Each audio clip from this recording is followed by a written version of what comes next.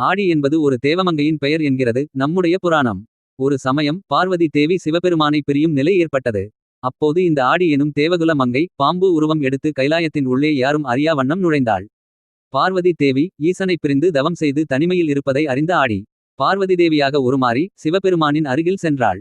அப்போது சிவபெருமான் தன்னை நோக்கி வந்தவள் பார்வதி அல்ல, கசப்பான சுவையை உடையவள் என்பதை அறிந்து தன்னுடைய சூலாயுதத்தால் ஆடியை அழிக்கத் துணிந்தார்.